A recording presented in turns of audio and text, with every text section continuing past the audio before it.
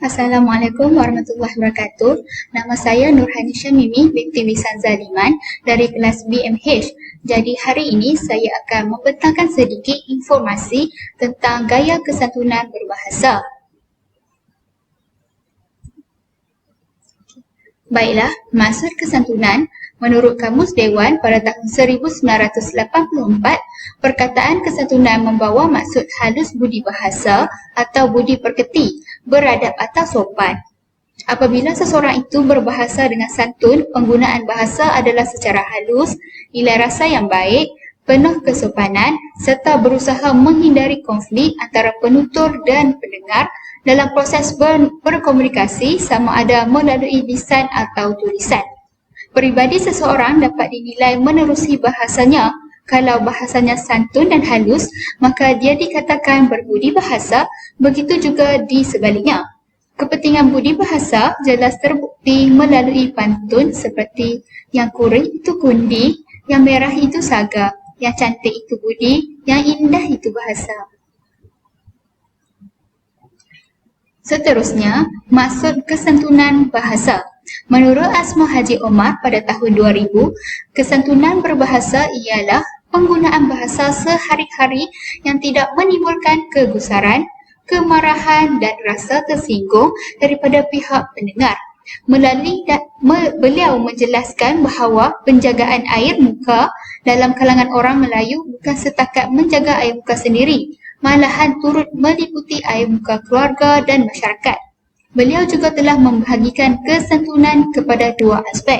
Yang pertama, kesantunan asas dan yang kedua, kesantunan berkala. Kesantunan asas merujuk kepada kesantunan yang sedia ada yang merupakan pedoman bagi masyarakat berhubung antara satu sama lain. Manakala kesantunan berkala pula merujuk kepada kesantunan yang menggambarkan ucapan yang dilakukan oleh masyarakat dalam hubungan antara satu sama lain. Seterusnya, konsep kesantunan bahasa. Konsep kesantunan berbahasa merupakan satu konsep yang berkait rapat dengan aspek bersopan santun dalam berbahasa, terutamanya ketika berkomunikasi dengan orang lain, menyampaikan mesej kepada audiens dan berinteraksi dengan seseorang. Kesantunan berbahasa merangkumi aspek pemilihan kata ketika bertegur sapa, iaitu menggunakan bahasa sapaan dari segi nada, gerak laku dan gaya yang digunakan semasa berkomunikasi. Seterusnya kita beralih pula kepada jenis kesantunan berbahasa. Kesantunan verbal. Kesantunan verbal ialah perkataan bahasa Inggeris yang bermaksud lisan. Lisan ialah sesuatu yang diucapkan dengan tidak bertulis. Contohnya bercakap dengan orang lain, bergurau senda, bertanyakan sesuatu dan sebagainya. Aspek-aspek kesantunan verbal menggunakan kosakata dan ganti nama dalam bahasa Melayu diberi perhatian khusus agar sesuai dengan kedudukan, pangkat, umur dan keakraban hubungan. Contoh gelaran yang sering digunakan seperti pakcik digunakan untuk orang lelaki yang sebaya dengan ayah sendiri, manakala makcik pula untuk orang perempuan yang sebaya dengan emak sendiri.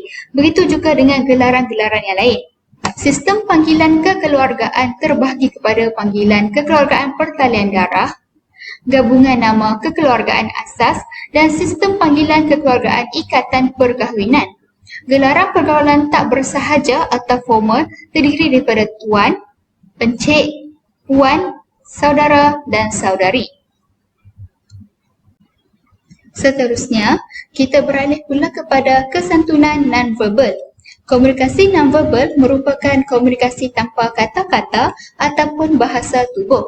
Bahasa tubuh merangkumi perhubungan ruang dari jarak, orientasi masa, gerak-geri, rupa muka, gerak mata, sentuhan, suara dan kadar kita bercakap.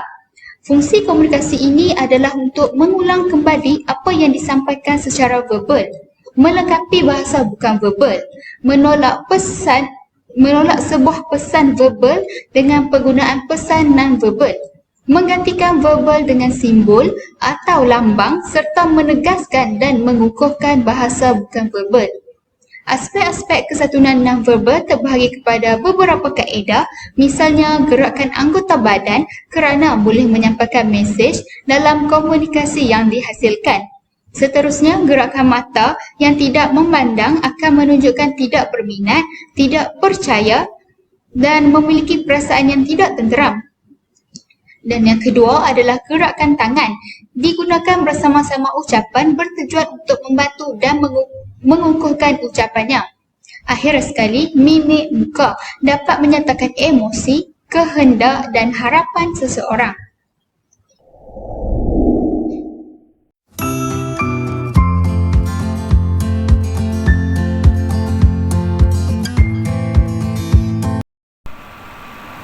Assalamualaikum warahmatullahi wabarakatuh.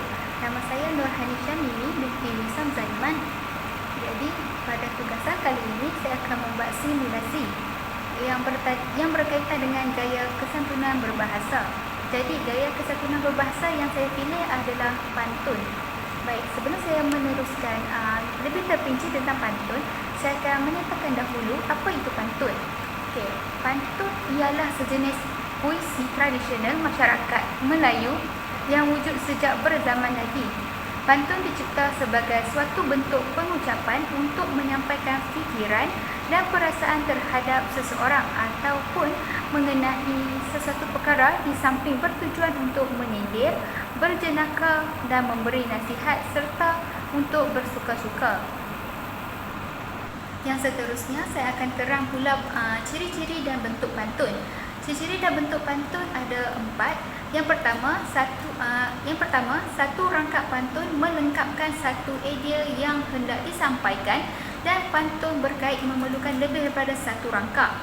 Yang kedua, ciri yang kedua ialah baris pertama dan kedua pantun empat kerat dinamakan pembayang atau sampiran, sedangkan baris ketiga dan keempat adalah isi. Ciri-ciri dan bentuk yang ketiga adalah pantun empat kerat menggunakan skema rima A, B, A, B dan bersajak silang A, A, A, A. Dan ciri-ciri dan bentuk pantun yang terakhir iaitu tiap bait terdiri atas 4 baris dan setiap baris memiliki 8 hingga 12 suku kata. Simulasi saya pada hari ini adalah untuk menerangkan jenis-jenis pantun. Terdapat 9 jenis pantun. Okey, kita akan menuju satu persatu. Pertama, pantun nasihat. Pantun nasihat definisikan sebagai rangkaian kata-kata yang mempunyai makna mengarah atau menegur seseorang untuk menjadi lebih baik. Contohnya, di tepi kali saya meninggah, menghilang penat, menahan jerat. Orang tua jangan disanggah agar selamat dunia akhirat. Pantun yang kedua pula adalah pantun muda. Didefinisikan sebagai pantun yang diperuntukkan bagi kaum muda sehingga pantun muda ini biasanya berhubungan dengan masalah cinta. Contohnya, ayam boleh, ikan pun boleh. Yang penting ada nasinya. Hitam boleh, putih pun boleh. Yang penting baik hatinya. Baiklah, pantun yang ketiga iaitu pantun jenaka. Pantun jenaka ini didefinisikan sebagai pantun bertujuan menghiburkan orang yang mendengar, terkadang dijadikan sebagai media untuk saling menyindir dalam suasana yang penuh keakraban sehingga tidak menimbulkan rasa tersinggung, dan dengan pantun jenaka ini diharapkan suasana akan menjadi semakin riang. Contohnya, pohon manggis di tepi rawa, tempat nenek tidur beradu. Sedang menangis nenek tertawa melihat kakek bermain gundu. Pantun yang keempat ialah pantun teka-teki.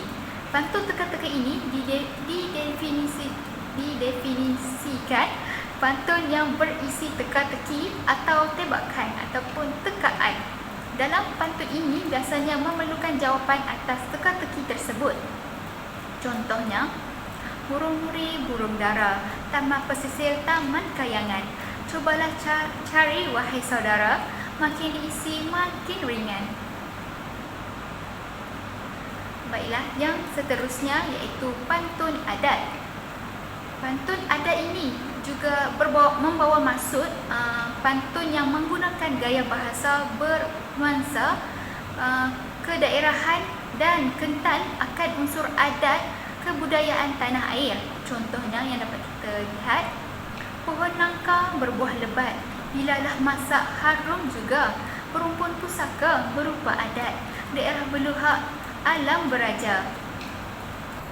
Baiklah, seterusnya pantun agama. Pantun agama ini membawa maksud sebagai pantun yang di dalamnya mengandungi kata-kata nasihat atau petua yang mempunyai makna mendalam sebagai sebuah pedoman dalam menjalani hidup, yang biasanya mengandungi kata-kata yang boleh mendorong kita untuk berbuat baik, yang tidak melanggarkan peraturan agama baik untuk kepentingan diri dan kebaikan kepada orang lain juga. Contohnya, banyak bulan perkara bulan, tidak semulia bulan puasa. Banyak Tuhan perkara Tuhan, tidak semulia Allah yang Esa. Pantun yang ketujuh iaitu pantun dagang ataupun dikenali sebagai pantun nasib. Pantun ini membawa maksud kepada rangkaian kata-kata yang merefleksikan nasib seseorang, keadaan seseorang.